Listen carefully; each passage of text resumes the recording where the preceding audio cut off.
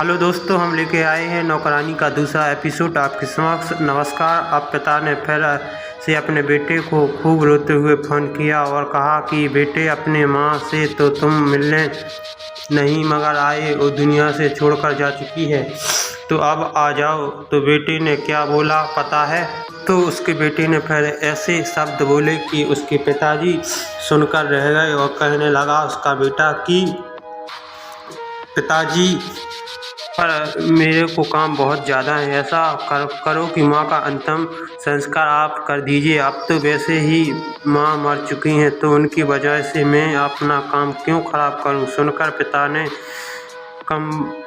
कांपते हुए हाथों से खूब रोते हुए फ़ोन काट दिया और खुद ही अपने पत्नी का अंतिम संस्कार कर दिया। कुछ दिनों में पिता की भी तबीयत खराब हो गई थी, तो पिता ने अपने राहुल बेटे को आखिरी बार फ़ोन करते हुए कहा, बेटे, अब मेरे भी कोई भरोसा नहीं है, इसलिए तुम एक बार आ जाओ। अपनी सारी ज़मीन तुम्हारे नाम करना चाहता हूँ, और कुछ ज़मीन तो ऐसी है जो तुम्हारी माँ ने तुम्हारे लिए खरीदी थी कि ताकि तुम्हें जीवन में कोई भी परेशानी ना हो। तो एक बार ही आ जाओ, भी मुझे देख लोगे तो एक बार। तो राहुल बेटे ने कहा कि पिताजी, मैं नहीं आ सकता, आप बीमार हो तो वहाँ अपनी काम वाली बाई हैं ना, वो आपको संभाल लेंगे। कहने लगा आपके लिए वो संभाल लेंगी। और दोस्तों, पिता से कहने लगा कि बाद में आकर आपसे मिलूँगा, अभी मैं ज़रा काम में बहुत व्यस्त हूँ, आपसे बाद में बात करता हूँ। वह कहकर राहुल ने पिता का भी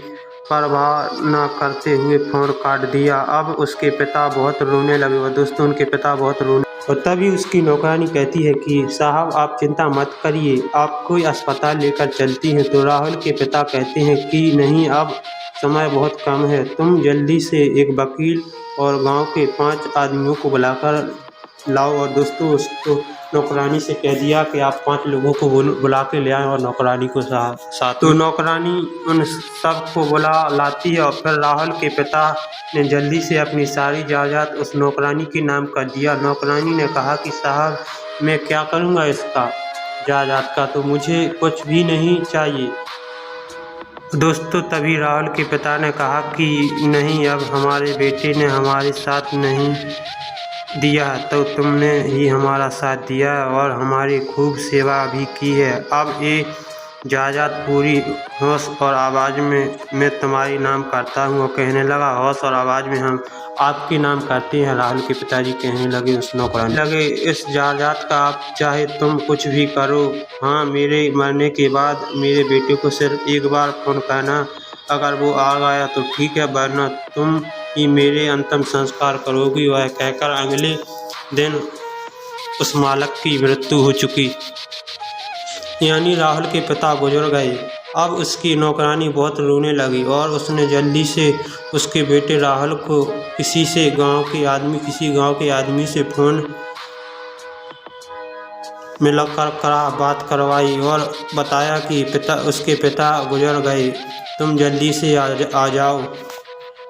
लेकिन राहुल ने उस नौकरानी से कहा कि तुम पिताजी का अंतिम संस्कार कर दो, अगले महीने आकर ज़मीन जायदाद का हिसाब करता हूँ।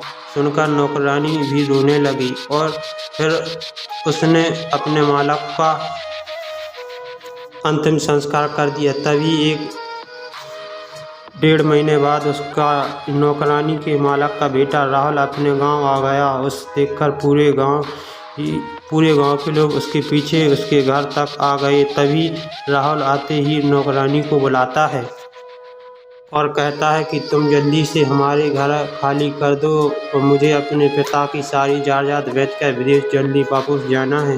ये सुनते ही नौकरानी अपने मालक के बेटे को सबके ही सामने एक जोरदार थप्पड़ मार दिया और कहा कि बस तुम्हें जायदाद ही चाहिए, जिससे माँ बाप ने तुम्हें पाला पोसा पढ़ाया लिखाया, आज उनकी वजह से तुम इतने काबिल बन चुके हो। उनके लिए तुम्हारे दिल में क्या थोड़ा सा भी प्यार नहीं था? बस एक बार तुम्हारी माँ और तुम्हारे पिताजी तुम्हारे चेहरा देखना चाहते थे, लेकिन तुम्हारे पास तो उनके लिए समय ही नहीं था। अब क्या क्यों आए हो यहाँ अपने माता पिता की इजाज़त लेने? अब भी मत आते।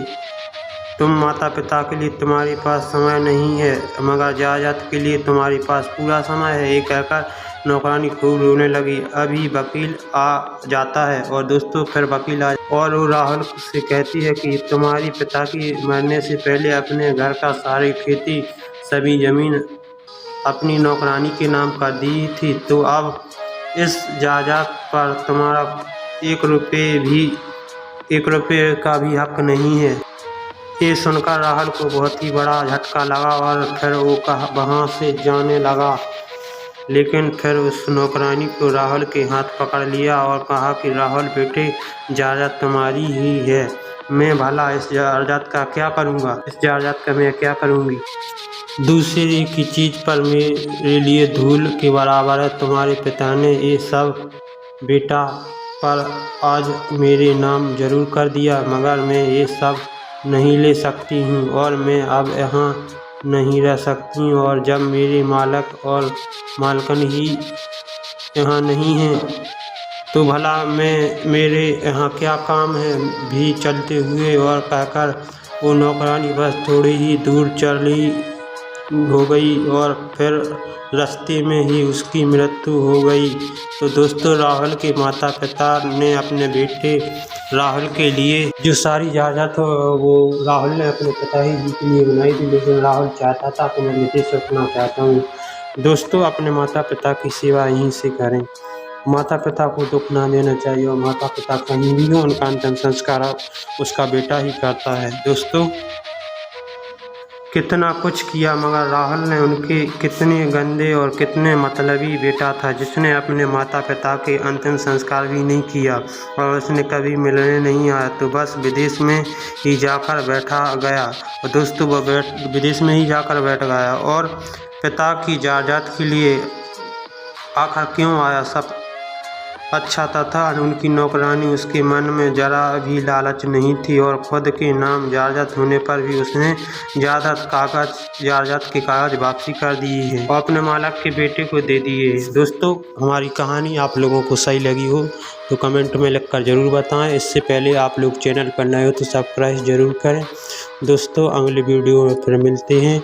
अगर इसी तरह के वीडियो बनाने का प्रयास करेंगे, आप लोगों का सहयोग रहा तो अगले वीडियो इसी प्रकार के बनाएंगे। अगले वीडियो आपके समक्ष माता रानी की बना कर ले आएंगे। कल चलते हैं, अगले वीडियो में फिर मिलते हैं और अपने माता पिता का ज़रूर सहायता करें। मिलते हैं अगले वीडियो में। जय हिंद, जय भारत। जब तक के लिए जय श्री राम।